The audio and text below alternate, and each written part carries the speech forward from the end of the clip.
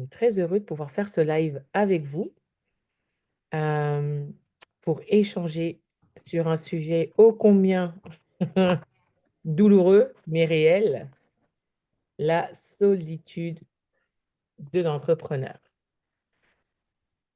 Voilà. Alors juste pour introduire, je suis avec Marius. Chanter, salut tout le monde. Marius, mon nouvel associé. Vous avez certainement suivi les emails que j'ai envoyés, en tout cas les communications que j'ai faites à ce sujet. Et du coup, bah voilà, depuis le mois de janvier, là, avec Marius, on avance ensemble, on déblaye pas mal de chantiers.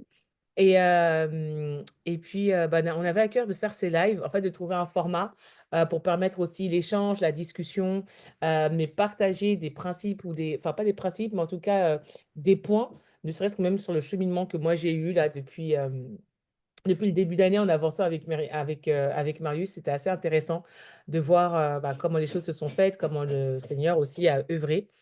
Et puis, bah, l'idée, c'était de pouvoir voilà, offrir aussi cet espace d'échange, de discussion, de témoignage, entre guillemets, pour pouvoir bah, donner aussi quelques clés à tout un chacun pour avancer là, dans son parcours entrepreneurial, pour avancer aussi dans son approche marketing et pour la croissance de son entreprise, parce que ben, voilà, on reste une agence spécialisée sur ces domaines-là. Et aujourd'hui, on voulait quand même embrasser ce point-là de la solitude de l'entrepreneur qui, a priori, bon, reste quand même très général. C'est pas une problématique marketing en tant que telle.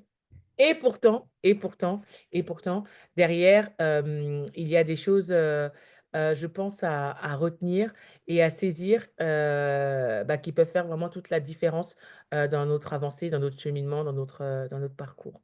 Je ne sais pas si tu veux ajouter quelque chose, Marius, peut-être t'introduire, te Ah, présenter. c'est tout à fait ça. C'est que c'est pas forcément de marketing qui est les questions, mais c'est une question qui est, enfin, c'est un élément qui est clé dans la croissance d'une entreprise. C'est Mm, le fait d'être seul, ça nous permet pas en fait de souvent progresser dans son activité. On est confronté à ses propres idées, on n'a pas de vis-à-vis, on est limité dans sa progression.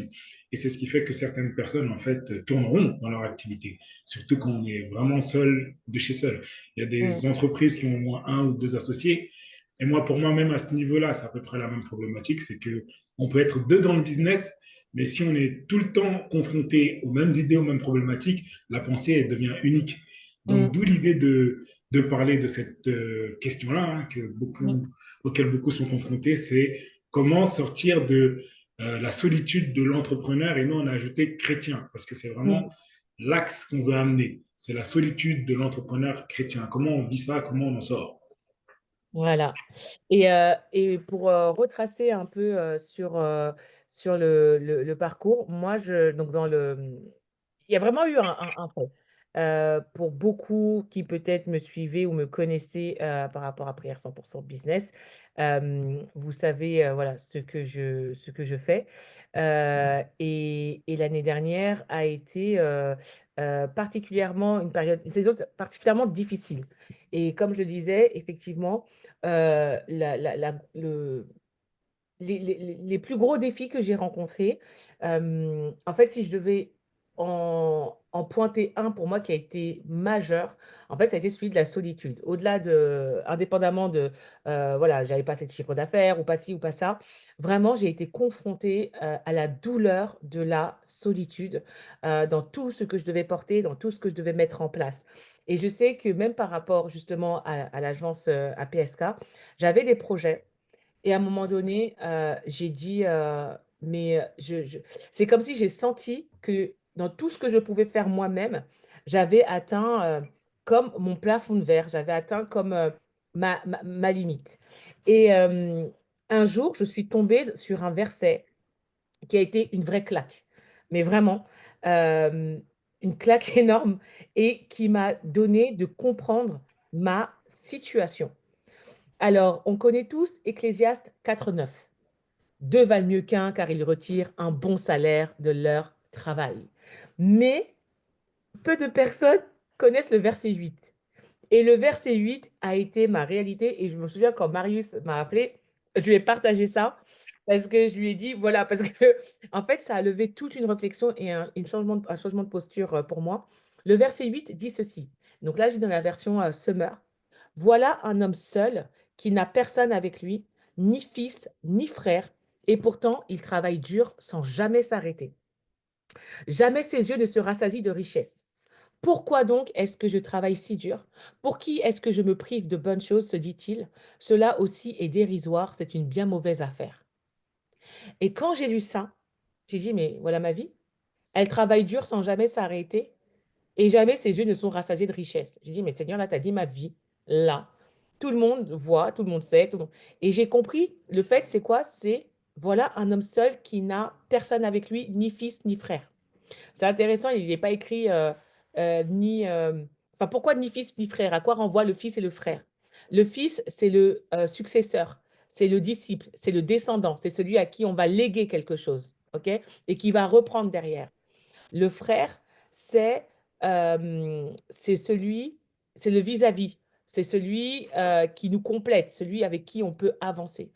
Et donc, du coup, moi, d'un point de vue entrepreneurial, je l'ai traduit, bah, elle n'a ni successeur, ni assistant. Josué, Moïse avait Josué, etc. Elle n'a ni assistant et elle n'a ni associé. Et en fait, j'ai dit, donc en gros, tant que je resterai dans cette solitude, je vais travailler dur, mais je ne pourrai jamais m'arrêter parce qu'il n'y aura personne pour prendre le relais. Et en plus, concrètement, je ne vais jamais me rassasier de richesse. Ecclésiaste 4:8. Et là, j'ai dit non, Seigneur. En fait, j'ai compris que j'avais atteint mon plafond.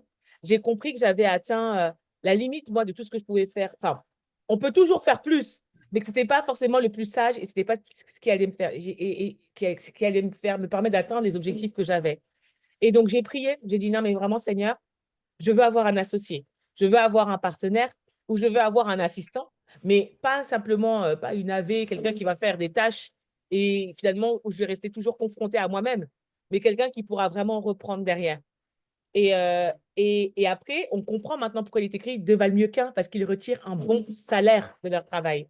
Donc, concrètement, Ouais, quand on parle de croissance, ça veut dire qu'à un moment donné, la solitude bloque la croissance. La solitude amène le côté un peu la roue du hamster. Je travaille, je travaille, je travaille, mais je vais jamais me rassasier en fait de richesse. Je vais jamais m'arrêter parce qu'effectivement, le jour où on s'arrête, il n'y a plus personne. Et le truc s'arrête avec nous, en fait. Et on sait que le plan, c'est pas le plan de Dieu, finalement, parce que nos entreprises sont censées vivre après nous. Ce qu'on apporte, c'est censé vivre après nous, en fait, et indépendamment de nous. Et donc là, j'ai compris. Et ce qui est intéressant, c'est que Marius lui-même, il disait, Marius, il a eu une boîte, il avait des employés, tu pourras raconter mieux que moi, mais c'est même pas une question d'employé. Il n'y a pas écrit, il n'y a pas dit, il n'a ni fils, ni ouvrier. C'est pas une question d'avoir de la main-d'œuvre, finalement. C'est une question d'avoir quelqu'un qui peut véritablement prendre le relais et réfléchir à notre place et prendre les rênes à notre place. Et donc, Marius était dirigeant de sa boîte. Il avait des employés, mais il dormait pas. Il s'arrêtait jamais. Il s'arrêtait jamais en vrai. exactement, c'est ça. C'est ce que je t'expliquais, c'est que je m'étais créé ce qu'on appelle aujourd'hui une prison dorée. C'est que j'ai progressé avec ma première activité. Au début, j'étais seul, j'ai atteint un certain chiffre qui m'a permis de recruter des gens, j'ai recruté des gens.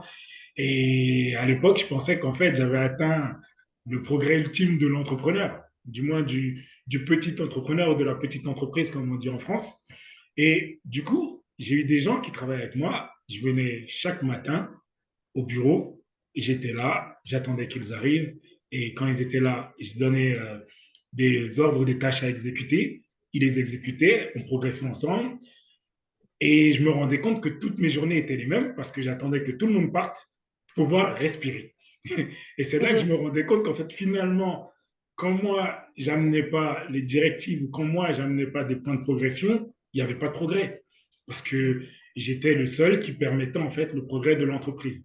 Et c'est ce qui m'a permis, en fait, avec le recul, de réfléchir à la manière dont une entreprise peut progresser, surtout sans la personne qui est à la tête. Et c'est là la clé. C'est que vraiment, il faudrait permettre à ce que votre entreprise, votre business puisse fonctionner sans vous. Ça, c'est un premier fait. Et un deuxième fait, c'est que tout le monde puisse avoir en quelque sorte cette logique de progression de la boîte comme s'ils étaient autant impliqués que vous. Et à l'heure d'aujourd'hui, dans une entreprise, les seuls qui peuvent permettre ça, ce sont les dirigeants, des associés ou des salariés, si ils ont vraiment, vraiment, en fait, un gain énorme, c'est-à-dire des parts de la société ou d'autres choses. Donc, ce qui fait qu'aujourd'hui, c'est un point bloquant pour beaucoup s'ils veulent faire progresser leur activité et s'ils sont les seuls à faire progresser leur activité. Mmh. Donc, heu, donc du coup, Marius, quelles sont les pistes qu'on peut donner justement?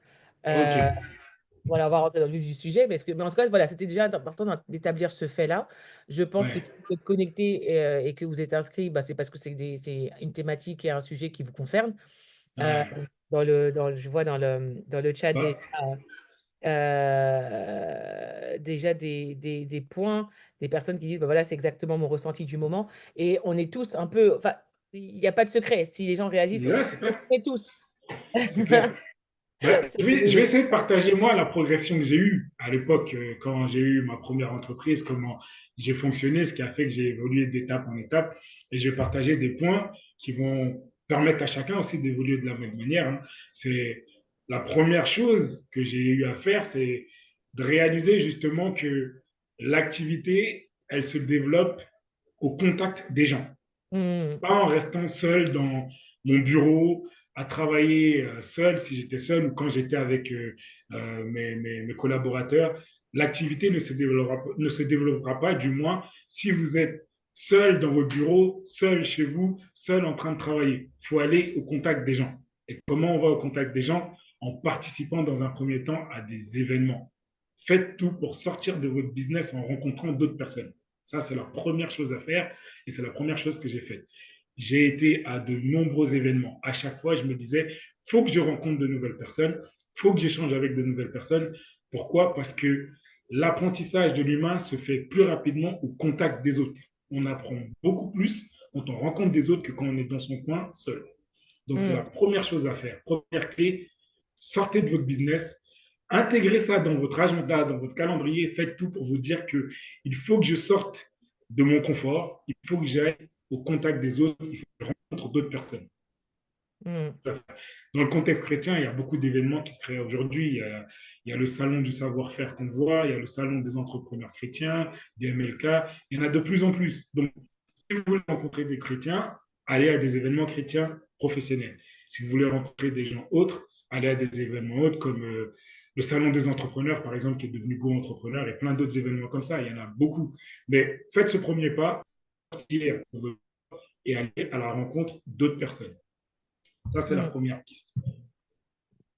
Et moi, pour la petite histoire, c'est vrai que, bah, c'est en fait, c'est et comme il a dit, voilà, enfin, parfois, il faut se faire violence parce qu'on est tellement pris dans un train-train, on est tellement pris dans notre, ouais, quotidien, dans des tâches opérationnelles, on doit être tout à la fois et cetera, qu'on on peut vite squeezer mais lorsque on comprend qu'on doit, faire ce pas, en fait et effectivement aller au contact d'autres, et chercher, bah, à se faire violence, voilà et puis il y a des fois, il va y avoir des occasions aussi qui vont se présenter à nous, donc de pouvoir les saisir.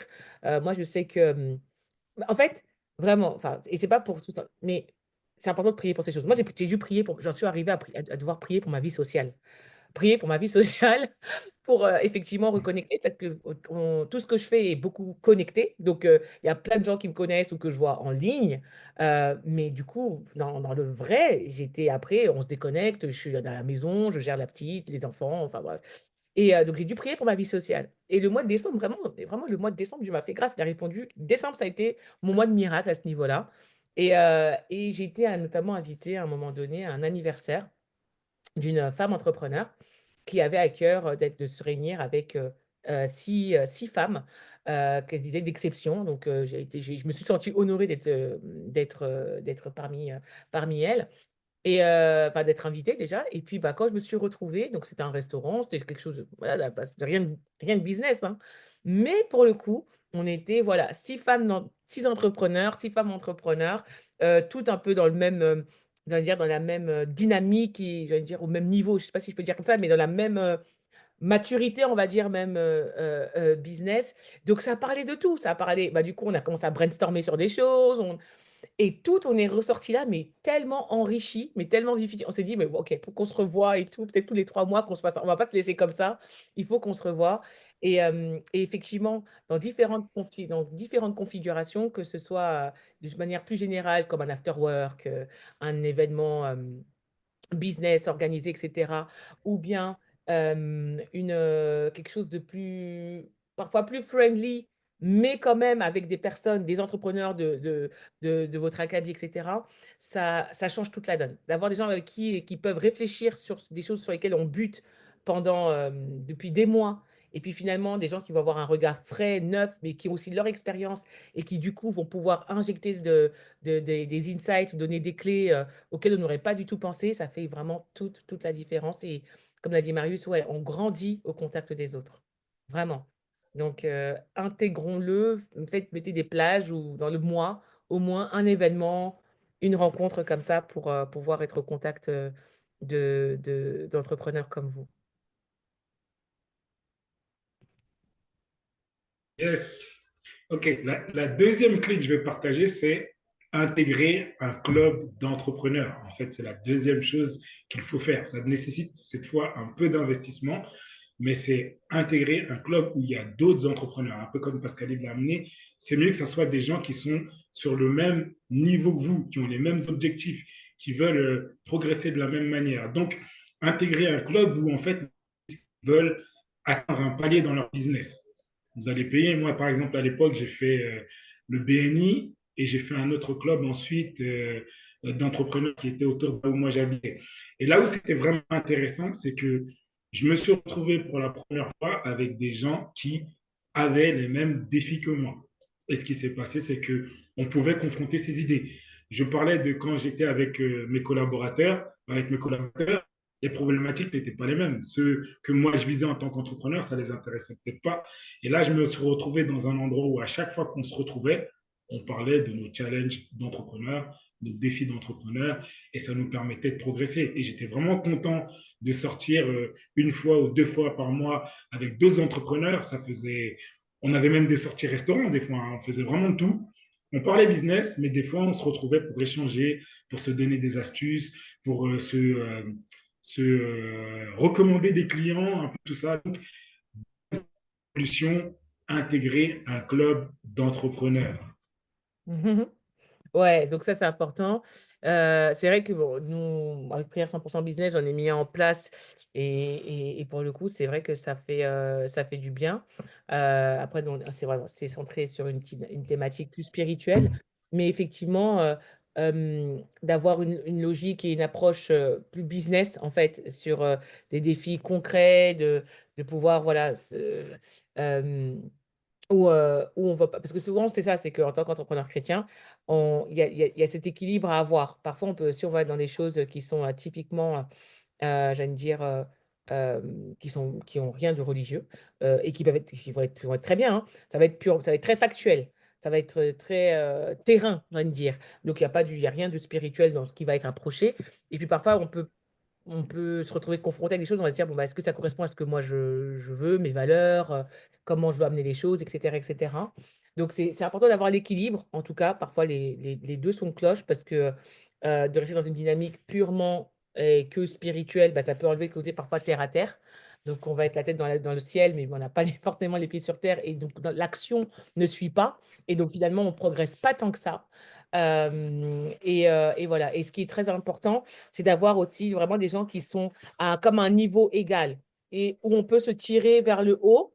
Donc voilà, donc pas des gens qui sont peut-être en dessous de vous. Je veux dire, si vous, par exemple, vous êtes que entrepreneur et que vous êtes entouré que de porteurs de projets, ça va pas vous propulser quelque part. Vous, vous pourrez peut-être les tirer vers le haut, mais bon, vous, vous n'allez pas, vous progresser et vice versa. Si vous êtes avec des gens peut-être trop loin ou trop au-dessus de vous, vous allez peut-être vous sentir découragé parce que vous allez vous sentir déconnecté de leur, réalité. Donc c'est important de trouver effectivement un club ou un groupe où, vous vous sentez vraiment, voilà, vous êtes, dans le même au même niveau de progression et que vous voulez atteindre le même objectif. Du coup, ça sera stimulant les uns pour les autres et puis, les progrès des uns pourra stimuler, voilà, mes propres progrès et cetera et ça vous tirera vers le haut. Alors, il y a Caro. Exactement. Ouais, excuse-moi, je voulais lire le témoignage de Oui, Caroline. vas-y, vas-y. Il disait: «Pour les groupes d'entrepreneurs, ça ne marche pas pour tous les business. J'ai testé le BNI et clairement, j'ai eu l'impression de perdre mon temps». Ouais, donc faut trouver aussi là où on peut se sentir vraiment bien, quoi. C'est vrai, c'est vrai. Et c'est vrai il y a des valeurs aussi qui comptent, hein, parce qu'il y en a, par exemple, dans le BNI, ils sont un fonds de business et ils prennent pas le temps de créer des liens et tout ça. Ça dépend aussi des BNI, plutôt, du moins. Moi, j'en ai fait deux, par exemple, et j'ai vu que c'était pas la même, hein. Ça dépend des groupes, ça Mmh. dépend des gens avec qui vous tombez, ça dépend des affinités. Il y a beaucoup de paramètres à considérer, effectivement. Mmh. OK. Troisième point, bah, écoute, ça rejoint ce que toi, tu as fait, c'est faire entrer un associé dans son business. Ça, c'est ce qui est un peu plus complexe, en tout cas dans le contexte francophone, parce que quand on crée une entreprise, c'est son bébé, on ne veut absolument pas intégrer quelqu'un dedans, mais comme je l'ai dit au début, ça permet d'ouvrir l'état d'esprit, vraiment. Et je vais reprendre, hein, le verset, je pense, qui dit que le faire aiguise le faire. Mmh. C'est au contact d'autres personnes qu'on peut progresser. Et ça, franchement, ça en vaut la peine. Ça veut dire que je pense que je n'ai même pas besoin de plus développer sur ça. Je pense que Pascaline, elle peut argumenter le fait d'avoir fait entrer quelqu'un dans son activité et quels ont été les bénéfices. Le fait qu'elle ne soit plus seule à réfléchir aux problématiques, qu'elle ne soit plus seule à chercher des moments de motivation pour tenir le cap, Mmh. ça change la. Donc, je peux pas ton retour via ça, ce que ça t'a apporté depuis qu'on a commencé à collaborer, depuis que tu m'as intégré dans ton entreprise. Voilà. C'est la chute libre, c'est la dépression totale. Et non, non, vraiment, non, mais vraiment, comme je disais, heu, c'était une prière que j'avais faite et que je me suis dit: «Non, 2025, je ne veux pas, continuer et je ne veux pas et je ne peux pas continuer, l'aventure seule». Et effectivement, hem, en fait, ouais, ça change du tout au tout parce qu'on est 2. Effectivement, il y a 2 cerveaux qui réfléchissent et comme l'a dit tout à l'heure Marius, ce qui est intéressant et ce qui est important, c'est d'avoir, heu heu, vraiment de chercher la complémentarité. Parce que du coup, Marius et moi, on a quand même 2 approches, et 2 personnalités différentes. Donc et c'est ça qui fait que ça fonctionne, en fait. Ça veut dire que, hem, voilà, moi je l'appelle monsieur croissance, c'est monsieur système, c'est monsieur process, c'est monsieur méthode. Donc Marius, il a une manière de fonctionner qui va être très méthodique et non pas que moi je suis pas méthodique ou j'ai pas de structure ou quoi, au contraire, je suis quelqu'un d'organisé et de structuré, mais c'est vrai que, moi je vais avoir une approche, j'allais dire créative. C'est ouais, voilà, je suis un peu dans mes idées, dans la création, enfin enfin, c'est un visionnaire, hein, mais en fait, on est complémentaires. Dans les personnalités, on est complémentaires et on a un socle commun où on s'est retrouvés sur notre problématique, le marketing et du coup, ouais, on a 2 approches bah, totalement complémentaires. Donc ça veut dire que même moi, sur des projets sur lesquels j'ai travaillé, sur des clients avec lesquels j'ai travaillé, là, bah, en début d'année, on a voulu les revoir parce que je savais qu'il allait pouvoir apporter quelque chose d'autre que moi, j'ai pas pu apporter dans les projets que j'avais menés ou que j'avais gérés, en fait. Et et ça, c'est et dans la enfin, en tout cas, moi, j'ai vu le changement drastique parce que là où je me sentais perdue, ou là où j'avais des idées, ou que je ne savais pas comment, ou que je tournais parfois en rond, du coup, j'étais un coup, tu es motivée, après tu es plus sûre, et puis tu dis: «Bon, je sais pas» et cetera. Et ben, là, le fait de pouvoir confronter, le fait de pouvoir, comment dire? Éprouver certaines choses, défendre certaines idées, hem Exact. De l'année, on a souvent des cas où je lui demande quelle solution t'aurais apporté à ce problème. Et du coup, j'attends sa réponse. donc, on est obligé de débattre sur ça. Et comme je l'ai amené, c'est ça, c'est faire entrer un associé vous permet de confronter vos idées. Et ça va nécessairement vous faire progresser. mmh. Bah, en fait, alors Caroline demande quelle a été ta démarche pour trouver ton associé. Moi, je pense que j'ai besoin d'une commerciale. J'ai aucune idée de comment la recruter, quelles sont vos participations dans l'entreprise et cetera. Alors déjà, ce qui est important effectivement, c'est de savoir de quoi on a besoin et qu'est-ce qu'on cherche, finalement. Donc, est-ce que c'est une associée ou est-ce que c'est un collaborateur ou un partenaire ou quelqu'un qui pourra prendre, en charge quelque chose? Donc c'est important de s'attarder sur ça. Mais en fait, du coup, comment alors moi, en fait, Marius a été la réponse à une prière. Donc en fait et c'est pour ça que c'est pas le temps d'être pas la volonté d'être spirituelle ou de tout ramener à prière 100% business ou quoi, mais c'est vraiment, c'est qu'il y a eu cette conscience de je ne veux plus avancer seule et de savoir un peu le genre de profil qui était complémentaire au mien. Là où moi j'étais capée. Ça veut dire que s'il avait été vraiment identique à moi, genre comme un jumeau, ah, on pense pareil. Ah, mais ouais, c'est trop génial, on se stimule dans nos trucs, ça aurait été compliqué. Parce que du coup, là où moi, parfois, je vais être dans des trucs un peu fantaisistes, il va me dire, non, mais concrètement, comment on fait? Et puis, il va revenir de manière hyper pragmatique et puis un peu casser ton délire. Et puis, tu dis, bon, ok, on réfléchit différemment. Donc, en fait, j'avais vraiment, on va dire, vraiment prié. C'était vraiment le désir de mon cœur. Et quand on a échangé, et puis j'avais déjà travaillé avec Mario, en fait, je le connaissais déjà. On avait déjà avancé ensemble, vraiment, on avait déjà connecté il y a 5 ans, du coup. Et donc, quand il y a eu cette reconnexion, c'était comme une évidence. Mais vraiment, ça a été comme une évidence. Donc, pour le coup, je n'ai pas forcément cherché. Mais si vous devez réfléchir, songer, effectivement, déjà d'un point de vue humain, faut regarder la complémentarité et pas forcément chercher quelqu'un qui va nous valider à chaque fois, parce qu'effectivement, le Exact. faire aiguise le faire. Donc, c'est en ayant quelque part parfois ouais, quelque chose de complémentaire où on ne voit pas les choses de la même manière qu'on va pouvoir être affûté et que l'entreprise va pouvoir véritablement progresser. De 2, il faut vraiment être aligné sur la vision et ce qui est fort et en fait, c'est ça, en fait. C'est-à-dire que moi, j'avais un besoin que j'avais identifié. Mais quand je lui ai dit Marius, lui, il était venu avec son objectif.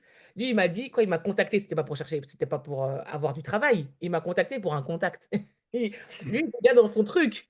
Ça veut dire donc comme moi, je viens lui proposer ça, c'est parce que ça fait écho à la vision aussi qu'il avait et aux objectifs qu'il avait et C'est donc exactement ça.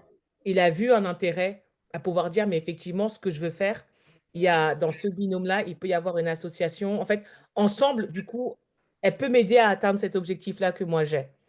Et, euh, Exact. et donc, moi, je voyais concrètement ce que lui, il apportait sur la table, euh, son expertise sur la partie scaling, croissance, structure. C'est-à-dire que moi-même, là où je tournais un peu en rond, où j'arrivais plus à voir clair ou quoi que ce soit, il est venu avec une approche hyper pragmatique pour rationaliser des choses, mettre des méthodes, reformuler, restructurer certaines choses. Enfin bref. Et puis, et moi, du coup, à un moment donné, je me suis dit, mais ouais, mais moi, qu'est-ce que je lui apporte dans tout ça? Mais en fait, moi, ce que lui n'avait pas, voilà, moi, aujourd'hui, j'ai construit une audience qui était alignée à lui, ce qui était sur son cœur, etc. Et puis, ce qui était très fort, c'est que et comme je vous disais, enfin, ceux qui ont lu le mail sur l'histoire de PSK, c'est que quand on s'est posé la question, mais voilà, est-ce qu'on garde le même nom? Est-ce on ferme cette société, on en ouvre une nouvelle? Qu'est-ce qu'on fait, et cetera. Donc, le nom, on change. Et puis, quand je lui ai dit, en fait, ce que voulait dire, enfin, en tout cas, moi, l'acronyme qu'il y avait derrière PSK, au-delà, là, les gens peuvent croire que c'est mon prénom, mais non, finalement, et ben, cette vision a vraiment résonné en lui par rapport à ce qu'il voulait également.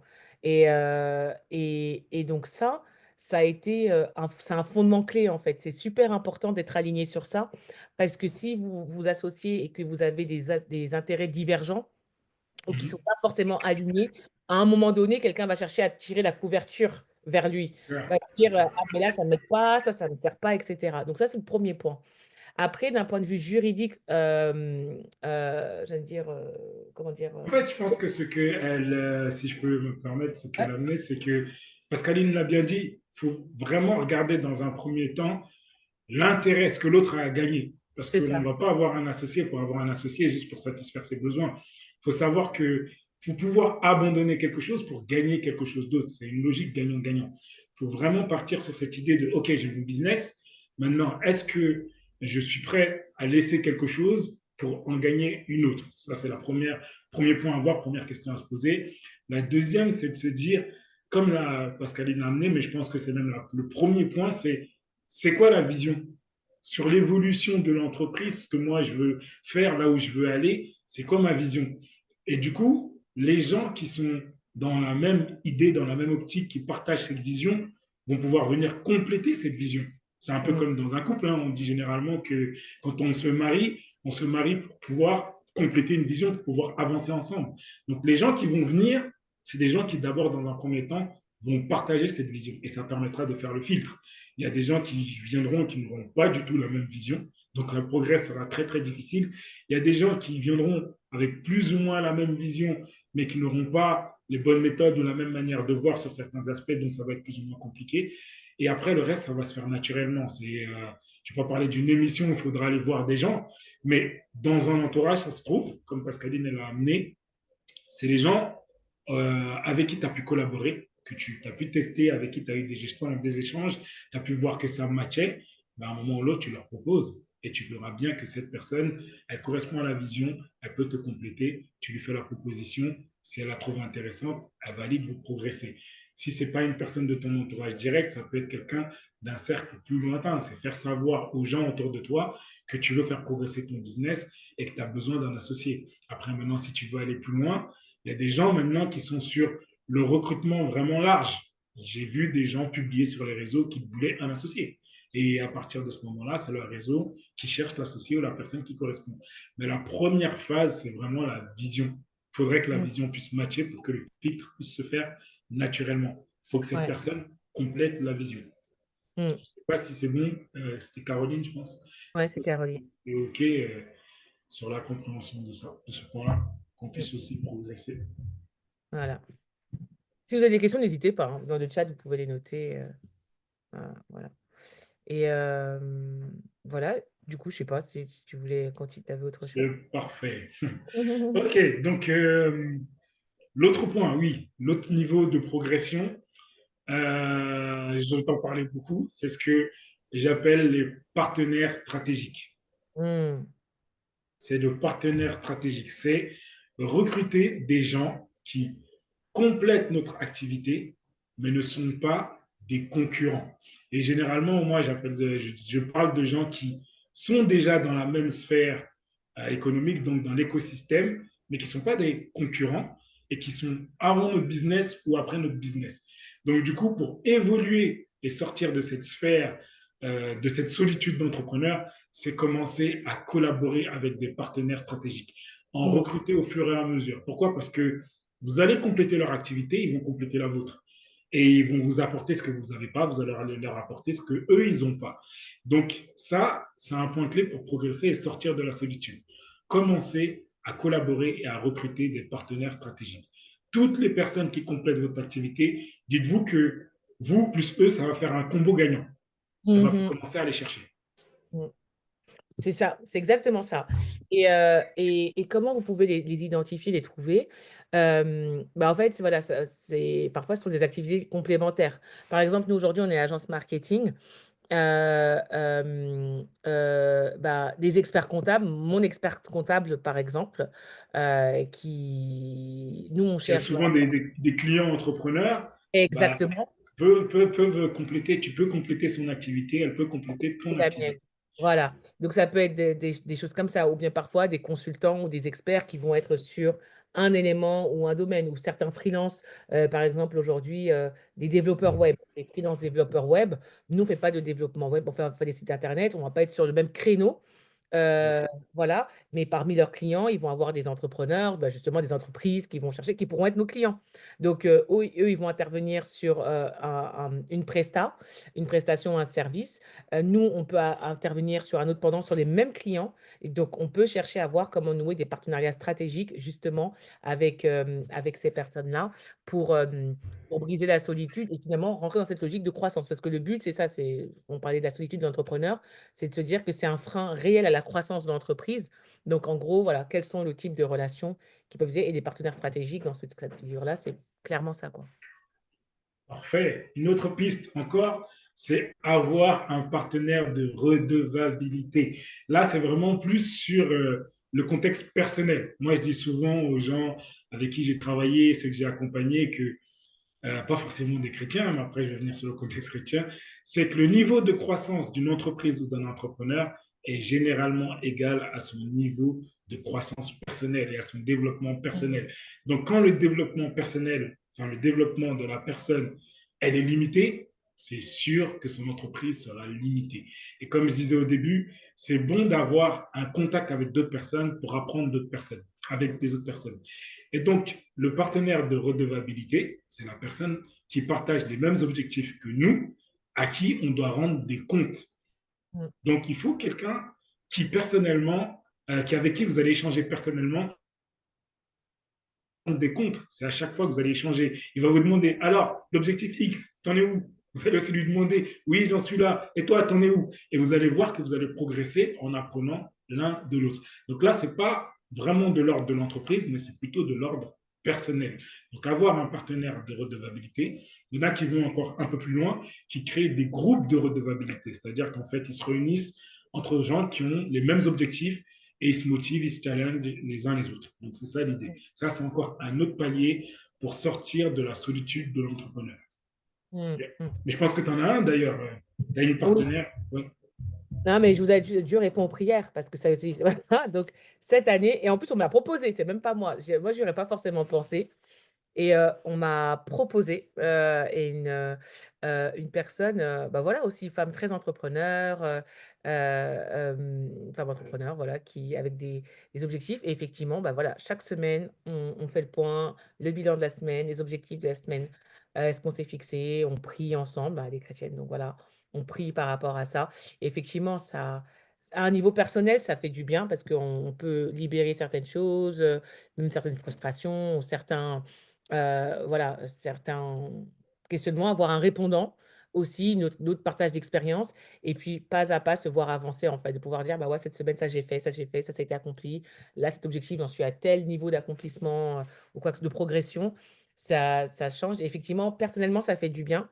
Donc ça a forcément un impact en fait au niveau du business et en plus comme c'est lié finalement aussi au business, bah, ça fait vraiment un combo gagnant. Ça fait vraiment, une belle, un beau cercle. Le niveau au-dessus du partenaire ou du groupe de redevabilité, c'est intégrer un mastermind. Mmh. Quand on a commencé à parler, d'ailleurs, tu m'appelais Monsieur Mastermind parce Ah que, parce que j'en ai fait beaucoup.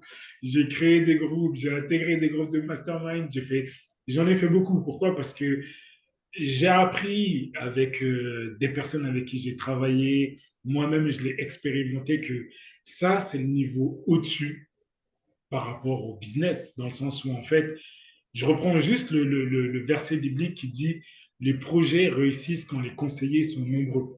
Quand mmh. on a des bons conseillers et quand ils sont en grand nombre, les projets ont plus de chances de réussir. Et le mastermind, c'est la clé. C'est que tu te retrouves dans un groupe où il y a au moins 5 ou 10 personnes qui ont les mêmes objectifs que toi, les mêmes ambitions que toi, et avec qui, en fait, tu peux te challenger, échanger. Et là où c'est un peu plus intéressant, c'est que les masterminds d'un niveau au-dessus, malheureusement ou heureusement, c'est payant, c'est que c'est dirigé par un mentor. Donc, quelqu'un qui a atteint les objectifs que toutes les personnes dans le groupe n'ont pas atteints. Donc, du coup, vous vous retrouvez face à quelqu'un qui va, va vous permettre de progresser en partageant son expérience, ses meilleures pratiques et avec qui il y aura un échange. Et là, c'est beaucoup mieux parce que le groupe de redevabilité ou le partenaire de redevabilité, normalement, vous êtes au même niveau. Dans le mastermind, le mentor, il a un niveau au-dessus de vous. Il a 2, 3, 4, 5, 5 fois plus d'avancée que vous. Et donc, ça, c'est le niveau qui est beaucoup plus recherché et qui permet une croissance rapide dans une activité, dans son business et qui permet de sortir de la solitude. Ça répond à presque tous les points qu'on a vus au-dessus. Le mastermind, intégrer un mastermind. Et donc, comme je disais, Pascaline m'appelait Mastermind parce que bah, j'ai fait des masterminds. Le premier mastermind que j'ai créé, c'était avec des entrepreneurs chrétiens. Je lui en parlais. C'est là où moi, je l'ai expérimenté. J'ai un ami qui s'appelle Jonathan Pat, qui lui était un ami à un autre entrepreneur chrétien qui s'appelle David Bonhomme. Je les ai intégrés dans le premier mastermind. Il y a un autre qui s'appelle Uriel. Tu m'as même dit qu'Uriel, il était dans, Ouais, je le connais, ouais, ouais, directement. voilà, il était dans un truc. Et c'est comme ça qu'en fait, j'ai testé mon premier mastermind. Hein. On se retrouvait à 4 et on partageait à chaque fois nos avancées, nos objectifs. Et finalement, ça a bien marché, mais je me suis rendu compte que la limite, c'est qu'on était tous au même niveau et qu'il n'y avait pas quelqu'un au-dessus de nous. Donc le progrès, c'était juste, ouais, comment tu avances sur ça? Ouais, j'avance sur ça, ça fonctionne bien. Et à chaque fois, on voyait juste nos avancées, mais il n'y avait personne qui avait du recul sur notre travail à nous. Et c'est là que j'ai vu qu'en fait, les masterminds qui marchent mieux, c'est les masterminds où il y a un mentor, celui qui a fait 10 fois ce que vous avez fait. Et là, c'est beaucoup plus intéressant. J'ai vu une question, mais je sais si tu peux la lire parce qu'Aline me répond. Alors, c'est Dufour qui demande, on les trouve comment et où les bons conseillers pour le développement perso? Les bons conseillers, ah ouais. Écoute, moi, je vais partager mon expérience. Bah, justement, les bons conseillers et tout, ça répond à la logique du mentor. Ok. Je vais partager moi mon expérience, c'est que euh, les vrais mentors que moi j'ai eus, je les avais pas autour de moi, j'avais pas dans mon entourage, j'avais pas des gens qui directement en fait voulaient faire 10 fois plus ou 100 fois plus en termes d'objectifs, j'avais pas ça direct dans mes contacts. Donc j'ai commencé juste à d'abord réunir des gens que je connaissais qui avaient le même niveau que moi, et c'est ce qui a permis le premier mastermind que j'ai créé. Et ensuite, moi, pour progresser, bah, j'ai été obligé d'investir justement en allant dans des masterminds où les gens ils voulaient atteindre des objectifs beaucoup plus ambitieux. Et après, j'ai commencé à moi lire des livres. C'est que, en fait, mes mentors, ça a été les gens qui m'interpellaient le plus dans le business et auprès de qui je pouvais m'inspirer. Je te parle souvent de Jim Rohn, que moi j'ai beaucoup lu, qui est un entrepreneur chrétien, un motivateur, Zig Ziglar. Après, il y a des pasteurs que je trouvais vraiment motivants. Donc, c'est trouver des gens qui vont être vos maîtres en quelque sorte, des gens qui vont vous enseigner. Et ces gens qui vont vous enseigner, c'est soit vous allez les chercher autour de vous, des fois même dans des églises, on peut rencontrer des gens qui sont inspirants et qu'on présente, et vous allez chercher à les approcher. Moi, pour ma propre expérience, par exemple, j'ai un petit jeune qui m'a approché lors d'une conférence que j'ai animée et qui, dès qu'il m'a entendu parler, il m'a dit, je veux que tu sois mon mentor. C'est comme ça que la Mhm. relation s'est créée entre nous. Donc, si vous avez l'audace de faire ça avec quelqu'un que vous voyez qui peut vous permettre de progresser, approchez-vous de cette personne. Si vous ne la trouvez pas directement, comme je disais, c'est dans les livres, dans les vidéos que les gens partagent, trouvez juste quelqu'un qui vous inspire suffisamment et qui a passé un palier et suivez-le. Donc Mm. ça peut être la piste. Ou sinon, comme on a amené, c'est intégrer un mastermind. Aujourd'hui, dans PSK, on en a un. Donc ceux qui veulent vraiment progresser avec des entrepreneurs chrétiens, vous pouvez intégrer le mastermind de PSK que nous, on développe actuellement. Ouais, en fait, ça a été une idée de. Effectivement, c'était bah, Marius, Monsieur Mastermind, le fruit de cette association, notamment. Moi, j'en ai jamais réellement fait, je n'ai jamais fait de mastermind. J'ai voulu, mais j'ai pas trouvé, en fait, de mastermind francophone, en tout cas. J'aurais pu faire des anglophones, mais bon, j'ai pas trouvé, enfin, j'ai pas eu d'opportunité ni d'occasion de. Donc, j'ai juste entendu ça et vu ça de loin. Et quand on avait, je sais que lui, on avait fait plusieurs, donc c'était très inspirant et c'était très intéressant. Et puis, bah, moi, pour beaucoup lire aussi et pour suivre beaucoup, d'avoir suivi beaucoup d'entrepreneurs, chrétiens ou non d'ailleurs, juste des entrepreneurs anglophones, francophones, ce truc revenait tout le temps. Je disais, mais c'est quoi ce truc-là? On aurait dit, c'est genre la clé pour réussir et pour passer. Vraiment, c'est mastermind, mastermind, mastermind. Je me suis dit, bon, c'est quoi? Donc, j'ai pas eu l'occasion de faire et de trouver, euh, voilà, dans mon entourage. Voilà, mais donc, quand lui, il est venu, et bah, comme je l'appelle Monsieur Croissance, euh, typiquement, lorsqu'il a parlé de ça et qu'on a vu, en fait, vraiment, euh, qu'il était nécessaire de pouvoir nous faire rentrer en tant qu'entrepreneur chrétien dans une nouvelle dimension de croissance, c'est venu en fait comme une, j'allais dire comme une évidence, mais le fait de pouvoir proposer et d'avoir justement un espace où des entrepreneurs du même niveau, du même calibre peuvent se challenger, peuvent avoir des objectifs communs, voilà, de se dire avec des vrais paliers de chiffre d'affaires.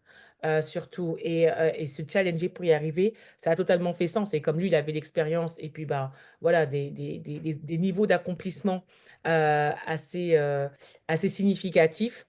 Et ben, à notre niveau, à ce niveau-là, j'ai dit, bah ouais, il y a des choses qu'on peut faire. Et donc, c'est pour ça qu'on a décidé de mettre ça en place, bah, pour le coup. Donc, il a ouvert le mois dernier, du coup. Donc, on a commencé, mais ce qu'on a proposé de faire aussi, parce que ça peut être flou pour beaucoup, c'est de faire des sessions ouvertes, des sessions découvertes pour que ceux qui ne savent pas, comme moi, je ne savais pas c'était quoi un mastermind, puissent venir découvrir et expérimenter finalement. qu'est-ce qu'on vit, comment ça se passe un mastermind concrètement. Voilà, c'est quoi, c'est comment, qu'est-ce que ça donne, est-ce que ça va être intéressant pour moi, est-ce que j'en ai besoin, est-ce que j'en ai pas besoin, est-ce que ça va m'aider ou pas du tout, etc. Euh, les meilleures réponses bah, se font par l'expérience. Et donc, du coup, on a mis en place des sessions de découverte. Et donc, jeudi, là, jeudi proche, bah, ce jeudi, jeudi 20 à midi, pareil, et ben, il y a une session de découverte. Donc, c'est limité à 10 personnes, parce que notre mastermind est limité à 10 personnes, pour qu'il puisse vraiment y avoir un groupe significatif, mais en même temps pas restreint. Enfin, voilà, euh, un nombre significatif de conseillers. Voilà. Oui, oui, c'est Et, ça, c'est ça. et j'ai entendu, c'était C'est surtout pour la qualité, parce que la plus il y a de qualité. nombre, plus il y a de gens, plus c'est difficile de rester avec une bonne qualité. Parce qu'on prend le temps pour chaque personne de regarder dans le détail comment elle évolue, de lui apporter des conseils et de lui expliquer des fois des points bloquants, hein. C'est là où elle bloque depuis un certain nombre de temps. C'est débloqué en fait. Et c'est vraiment, ça permet un switch Ouais. de mentalité et ça permet de progresser dans l'activité beaucoup plus rapidement. Et ça me fait rire parce que quand, bon, lui, il connaît, donc il a dit 10. Moi, j'ai dit, ouais, bah, c'est très bien 10. Mais j'avais entendu, il y a, je sais plus qui, je pense que c'était Miles Monroe qui avait dit qu'en fait, euh, euh, la signification du chiffre 10 en fait, c'est le nombre d'un conseil. Et toute société, une société, un conseil viable, stable, peut se construire à partir de 10 personnes. Et il disait, Miles Monroe, que justement, c'est pour ça que lorsque Abraham a négocié avec Dieu pour la destruction de Sodome et Gomorrhe, il n'est pas descendu en dessous de 10. Parce qu'en dessous de 10, en fait, finalement, il ne peut pas y avoir la base pour pouvoir avoir quelque chose, un conseil stable ou une société stable. Donc, du coup, ça m'a parlé quand il a dit 10. Je dis oui, oui, pour moi, ça fait écho. Donc, quelque part, c'est ça. Et puis, avoir le nombre de conseillers, être voilà, un conseil significatif, parce que là, du coup, plus le mentor, ça fait 10 conseillers qui sont là pour pouvoir apporter des inputs, des insights, justement, sur vos problématiques pour pouvoir atteindre un palier de croissance significatif. Le but, en fait, dans ce mastermind, l'objectif, c'est de doubler, voire tripler son chiffre d'affaires, concrètement. Euh, on a Il y une en équipe, a qui viennent aussi avec des objectifs autres que le chiffre d'affaires, voilà. dans le sens où, en tout cas, se sentir progresser quoi qu'il en soit. Comme je disais, moi, par exemple, à l'époque, c'est que au niveau du palier de chiffre d'affaires, je l'avais atteint, mais j'étais prisonnier de mon business. Ça veut dire que j'avais réussi un premier objectif, c'était OK, mais je ne me sentais pas libre dans l'activité. Et le fait d'avoir découvert au fur et à mesure du temps comment se libérer d'une activité, ça m'a donné de nouvelles clés. Et je sais qu'aujourd'hui, il y a des gens qui sont confrontés à ce genre de problème. C'est qu'ils arrivent à atteindre le chiffre, mais ils n'arrivent pas à dormir. Leur qualité de vie, elle est vraiment médiocre. C'est pas ça le but. Donc, justement, on débloque vraiment, vraiment beaucoup de choses avec le mastermind. Ceux qui visent le chiffre, c'est bien, parce qu'à partir du moment où vous avez le chiffre, vous allez commencer à respirer un peu au niveau de vos finances, au niveau de la banque, mais un palier au-dessus, qui est la qualité de vie. Et ça, quand d'autres vous donnent les astuces, les conseils qui leur ont permis d'atteindre les résultats, ça fait vraiment la différence et ça change tout. Mm. OK. Alors, il y a Caroline qui dit qu'elle n'est pas bien sûre d'avoir compris c'est qu'était un mastermind. OK. En fait, un mastermind, c'est un groupe, le terme exact, c'est un groupe de progrès. En Mm. anglais, c'est comme ça que ça s'appelle. Un groupe de progrès. Donc, un groupe dans lequel des entrepreneurs se réunissent pour partager leurs objectifs, les challenges qu'ils visent, et ils reçoivent des conseils de tous les gens qui sont autour. Et le mieux, enfin, le dernier élément, c'est qu'il y a un mentor qui supervise et qui guide ce mastermind. C'est qu'en fait, quand les gens arrivent à se donner des conseils parce qu'ils sont assez nombreux, ça les aide. Chacun partage ses ambitions, ses objectifs et les, euh, les actions qui ont été mises en place pour atteindre ces objectifs. Et le mentor permet de faire gagner du temps à tout le monde. C'est là où d'autres vont dire, j'ai réussi à faire ça, mais ça m'a mis peut-être 6 mois ou un an. Le mentor va donner les raccourcis, il va permettre de pouvoir débloquer des modèles de pensée qui existaient. Voilà, c'est ça. Donc, c'est un groupe dans lequel les gens qui ont les mêmes objectifs que vous peuvent être vos conseillers, mais aussi dans lequel vous avez un mentor qui vous permet de progresser beaucoup plus rapidement en vous donnant les meilleures pratiques qui existent au niveau entrepreneurial. Voilà. Donc les membres sont là les uns pour les autres, donc tous les participants sont là pour les uns pour les autres. Effectivement, c'est avancer ensemble, en ayant en plus là, pour le coup, un mentor qui a du recul et de l'expérience pour pouvoir donner des directives, j'allais dire claires, comme il a dit, voilà, des raccourcis pour pouvoir atteindre les résultats plus rapidement. Et l'idée, c'est que dans le mastermind, donc ça va être ce sont des réunions mensuelles, donc les membres se voient une fois par mois et à chaque réunion, c'est OK, bon, l'état des lieux, qu'est-ce qui a été fait par rapport à ce qui devait être fait, aux actions qui devaient être faites qui avaient Le mois été dernier. le mois dernier. Voilà, qu'est-ce qui a été fait? Où je bloque aujourd'hui, donc donc avoir les pistes pour lever les blocages et le mois d'après, continuer encore sa progression et avancer comme ça, étape par étape, mois après mois, vers son objectif. Exactement. Ok, donc la dernière des clés, la dernière piste, celle-là, je l'ai gardée pour la fin parce qu'elle n'est pas facile. Elle exige de la foi, mais c'est bien justement dans le contexte chrétien, c'est faire ou prendre une année sabbatique. Mmh. Je sais que c'est difficile pour beaucoup, j'en parlais même encore ce dimanche, c'est que pour beaucoup, c'est compliqué de couper pendant une année. Une année, qu'est-ce que je fais? Comment je vis? Comment je gère mon activité et tout ça? Et je leur dis, ça, c'est toi et Dieu. Ça exige un niveau de foi. Mais moi, pour l'avoir fait deux fois, en fait, ça fait la deuxième année sabbatique que je prends. Donc la première, 6 ans après que j'ai commencé à travailler, j'ai pris ma première année sabbatique et là, j'ai pris la deuxième. Mais je peux vous dire par retour d'expérience que ça change vraiment, mais radicalement. Ça veut dire que pourquoi je dis que c'est une clé pour sortir de la solitude de l'entrepreneur, c'est que tous les problèmes qu'on rencontre dans son activité, dans son évolution personnelle, dans sa vie d'une manière générale, on est confronté de front à ça. En fait, on est vis-à-vis de ces problèmes. Quand on prend une année pour sortir de ça, on a un recul, mais monstre. Ça veut dire qu'on regarde tout d'en haut et tout est beaucoup plus bas. C'est que tous les problèmes qu'on a rencontrés, tout ce qu'on a vécu, tout ce qui nous a bloqués, on le regarde d'un autre angle de vue qui fait qu'on se dit finalement, bah ça j'aurais pu le résoudre de telle manière, de telle manière. Et ça, comment? C'est quand on est inspiré par la sagesse de Dieu. C'est que le fait de ne pas être actif nous permet de pouvoir libérer nos pensées, libérer notre esprit et nous permet de passer un cap dans tous les points.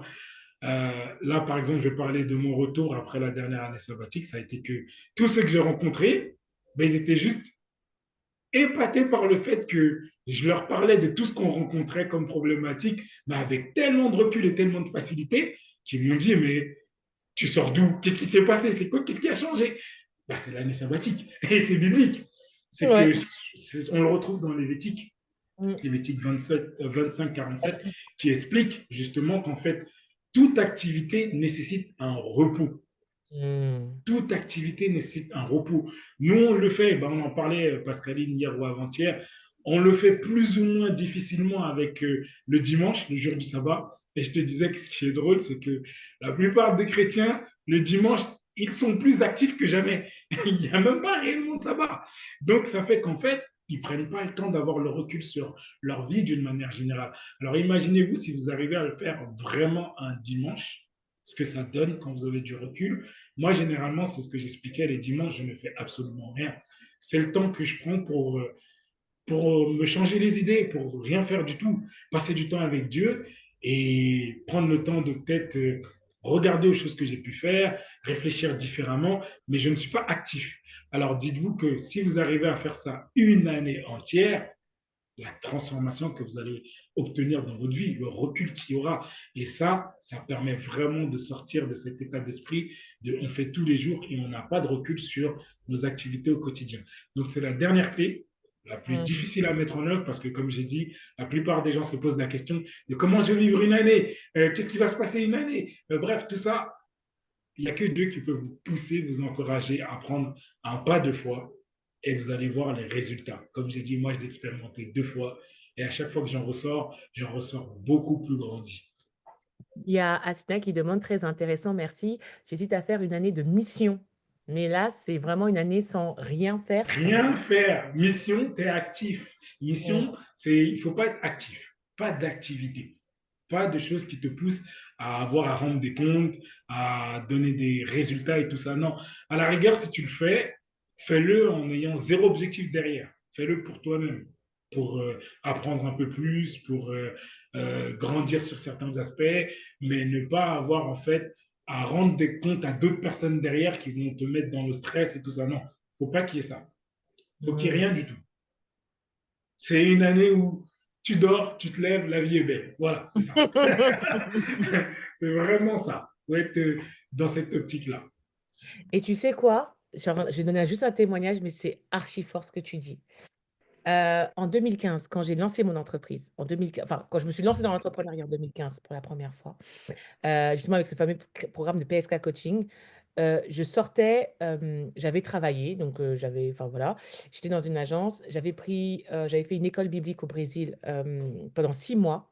Et quand je suis rentrée, je sentais que c'était la fin de mon temps dans l'agence, alors que c'était une agence que j'aimais tellement, enfin vraiment.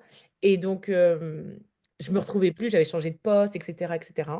Et puis, pour faire l'histoire courte, finalement, j'ai posé ma démission. Et bah, il m'appréciait beaucoup, et cetera, et je trouvais rien, en fait, sur le marché. Donc je me suis dit: «Bah, je vais lancer mon entreprise», et on a fait une rupture conventionnelle. On a fait la rupture conventionnelle, moi j'étais contente, j'ai lancé mon entreprise, et cetera. Genre mon entreprise, ma micro-entreprise, et je n'ai fait que taper le béton. C'était archi dur. Je n'ai fait que galérer. J'ai eu des petits trucs qui sont faits et tout, mais franchement, avec le Pôle emploi, c'était galère sur galère sur galère. Tellement j'ai morflé. En décembre, j'ai eu ma rupture en février. Février, j'ai été libérée. En décembre, j'ai commencé à chercher du travail. J'ai fait: «C'est pas on peut pas entreprendre dans ces conditions». J'ai dit: «On ne peut pas entreprendre dans ces conditions». Donc j'ai cherché un boulot, et en mars, j'ai commencé un nouveau job. Et en fait, quand j'ai commencé ce job-là, j'ai eu une révélation, et là, Marius, tu es en train de me donner le mot, en fait, la révélation sur ce qui se passait. J'ai compris qu'en fait, mon année 2015, c'était censé être une année de repos. Une année où je devais rien faire, où je devais simplement me poser, avoir le pôle emploi qui tombait et qui couvrait les charges, et pas me prendre la tête, en fait. Et j'ai été butée. J'avais un truc en tête. Je me suis lancée comme ça de but en blanc dedans. J'ai gratté le goudron dans tous les sens du terme. Et tout ça en plus après pour retrouver un job et ressouffrir. Enfin, vraiment. Et là, tu me fais comprendre parce que quand je calcule les années, et ben, c'était la septième année en fait, depuis que j'avais commencé. Donc, c'était en fait mon année de sabbatique, et j'étais totalement ignorante de ça. Et je ne l'ai pas compris et je l'ai gâché parce que je n'ai fait que stresser. J'ai pas pu jouir de ce de quoi je devais jouir. Et après, j'ai repris un boulot et tout s'est enchaîné. Donc, c'est un principe en fait. Et je crois que si on est prêt à le comprendre. Merci parce que moi, tu vois, tu me mets un nom. Dieu m'avait dit que c'était un temps de repos. Je l'ai compris après que j'avais perdu une saison de repos, mais j'avais pas capté que c'était une année sabbatique. Je l'avais pas du tout saisi, c'est aujourd'hui que je le comprends, face à ce que tu dis. Donc, il y a des saisons comme ça où les choses vont s'agencer pour que vous puissiez vous reposer. Donc là, moi, à l'époque, bah, ma source de revenus, c'était censé être le Pôle emploi, et j'avais pas capté, en fait, et j'ai tout gâté en essayant de faire, faire, faire, faire, faire. Donc vraiment, ouais, c'est très bien que tu donnes ce principe parce que je pense que quand les choses vont s'aligner, bah, que vous puissiez avoir le discernement de comprendre que, ah, bah, c'est certainement le temps de mon année sabbatique, en fait, et de pas me précipiter dans des entreprises, dans des choses avant le temps. Parce que c'est certainement le temps où vous devez recevoir et être Exactement. rechargé pour Exactement. bien faire après, derrière, quoi. Et moi, je l'avais pas compris. Donc voilà. Voilà. Voilà, on va clôturer. Oui, oui, je vais la redonner. Donc, on a commencé par un, participer aux événements. 2, intégrer un club d'entrepreneurs. 3, faire entrer un associé dans son business. 4, recruter un partenaire stratégique. 5, avoir un partenaire de redevabilité ou entrer dans un groupe de redevabilité. 6, intégrer un mastermind. Et 7, le dernier, prendre une année sabbatique, une année de repos. Donc là, Ouais. c'est le premier épisode du live. On va continuer comme ça chaque semaine. À chaque fois, on va aborder des problématiques qui peuvent vous aider et qui vont vous aider à progresser, faire progresser votre activité. Donc tout ce que nous, on rencontre, que moi j'aurais vu avec Pascaline ou qu'on aura vu à deux, on va les partager et vous amener derrière les solutions qu'on trouve. OK? Mmh. Donc, suivez-nous dans cette aventure. À chaque fois, on va essayer de partager au fur et à mesure pour que vous aussi, vous soyez bénis.